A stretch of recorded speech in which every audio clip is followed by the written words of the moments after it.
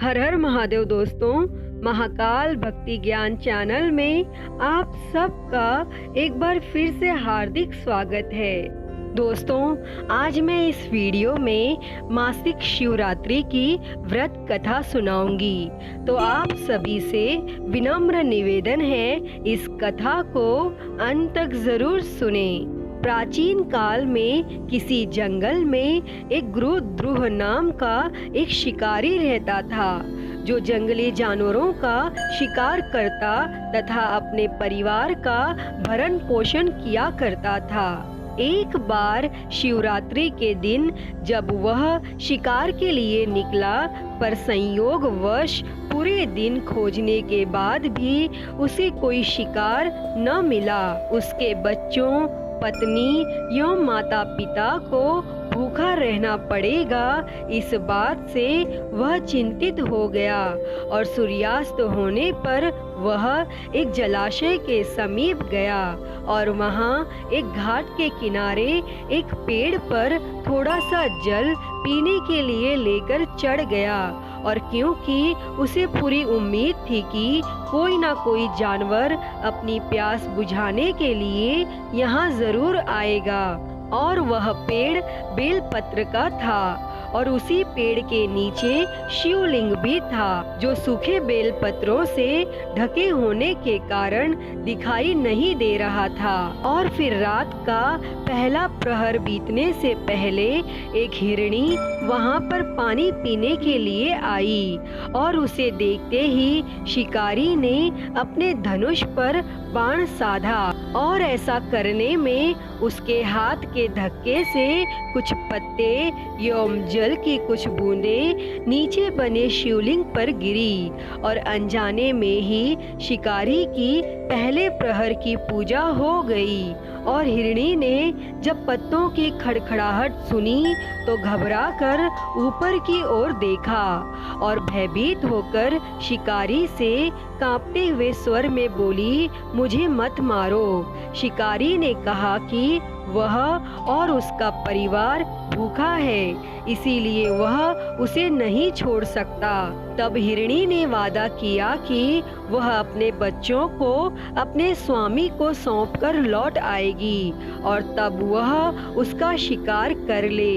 लेकिन शिकारी को उसकी बात का विश्वास नहीं हो रहा था। तब हिरणी ने फिर से शिकारी को यह कहते हुए अपनी बात का भरोसा करवाया कि जैसे सत्य पर ही धरती टिकी है, समुद्र मर्यादा में रहता है और झरनों में जलधाराएं गिरा करती हैं, वैसे ही वह भी सत्य बोल रही है। तब क्रूर होने के बावजूद भी शिकारी को उस पर दया आ गई, और उसने जल्दी लौटना कहकर उस हिरणी को जाने दिया। और फिर थोड़ी ही देर बाद एक और हिरणी वहां पानी पीने आई, और शिकारी सावधान हो गया तथा तीर साधने लगा, और ऐसा करते हुए उसके हाथ के धक्के से फिर पहले की ही तरह थोड़ा जल और कुछ बेलपत्र नीचे शिवलिंग पर जा गिरे, और अनायास ही शिकारी की दूसरे प्रहर की पूजा भी हो गई। और तब इस हिरणी ने भी भयभीत होकर शिकारी से जीवन दान की याचना की, लेकिन उसके अस्वीकार कर देने पर हिरणी ने उसे लौट आने का वचन यह कहते हुए दिया कि उसे ज्ञात है कि जो वचन देकर पलट जाता है, उसका अपने जीवन में संचित पुण्य नष्ट हो जाया करता है। और तब उस शिकारी ने पहले की तरह इस हिरणी के वचन का भी भरोसा कर उसे जाने दिया। और अब तो वह इसी चिंता से व्याकुल हो रहा था कि उनमें से शायद ही कोई हिरणी लौट के आए, और अब उसके परिवार का क्या होगा। फिर इतने में ही उसने जल की ओर आते हुए एक हिरण को देखा, और उसे देखकर शिकारी बड़ा प्रसन्न हुआ अब फिर धनुष पर बाण चढ़ाने से उसकी तीसरे प्रहर की पूजा भी स्वतः ही संपन्न हो गई। लेकिन पत्तों के गिरने की आवाज से वह हिरण सावधान हो गया और उसने शिकारी को देखा और पूछा, तुम क्या करना चाहते हो? तब वह शिकारी बोला, अपने कुटुंब को भोजन देने के लिए तुम्हारा वध करूंगा। तब वह मृग प्रसन्न होकर कहने लगा, मैं धन्य हूँ कि मेरा यह शरीर किसी के काम आएगा। परोपकार से मेरा जीवन सफल हो जाएगा, पर कृपया कर अभी मुझे जाने दो, ताकि मैं अपने बच्चों को उनकी माता के हाथ में सौंप कर और उन सब को धीरज बंधाकर यहाँ लौट आऊं। और शिकारी का हृदय उसके पाप पुंज नष्ट हो जाने से अब तक शुद्ध हो गया था।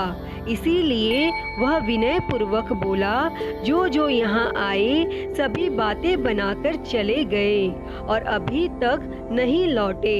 यदि तुम भी झूठ बोलकर चले जाओगे तो मेरे परिजनों का क्या होगा? और फिर अब हिरण ने यह कहते हुए उसे अपने सत्य बोलने का भरोसा दिलवाया कि यदि वह लौट कर न आए तो उसे वह पाप लगे जो उसे लगा करता है और जो सामर्थ्य रहते हुए भी दूसरों का उपकार नहीं करता। तब शिकारी ने उसे भी यह कहकर जाने दिया कि शीघ्र लौट आना। और फिर रात्रि का अंतिम प्रहर शुरू होते ही उस शिकारी के हर्ष की सीमा न थी, क्योंकि उसने उन सब हिरण हिरनियों को अपने बच्चों सहित एक साथ आते देख लिया था। और उन्हें देखते ही उसने अपने धनुष पर बाण रखा और पहले की ही तरह उसकी चौथे प्रहर की भी शिव पूजा संपन्न हो गई। और अब उस शिकारी के शिव कृपा से सभी पाप भस्म हो गए।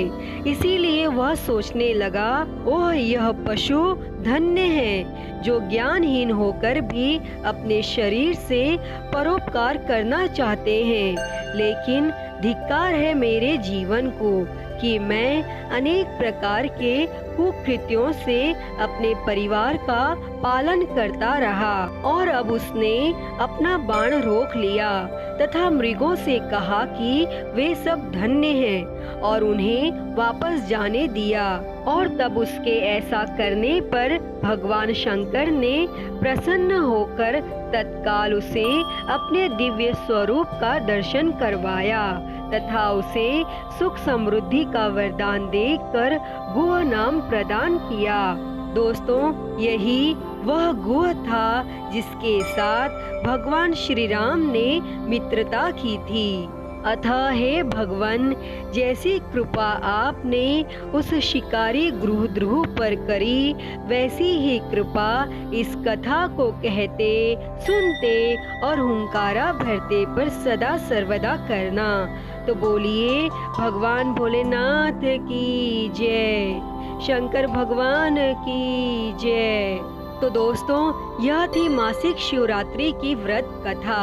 यह कथा आप सभी ने अंत तक सुनी, उसके लिए बहुत बहुत धन्यवाद। अगर वीडियो पसंद आई हो तो इसे लाइक करें, ज़्यादा से ज़्यादा शेयर करें और कमेंट में हर हर महादेव लिखना ना भूलें तथा मेरे चैनल को सब्सक्राइब कर नोटिफिकेशन बेल को ज़रूर ऑन कर लें। हर हर महादेव। धन्यवाद।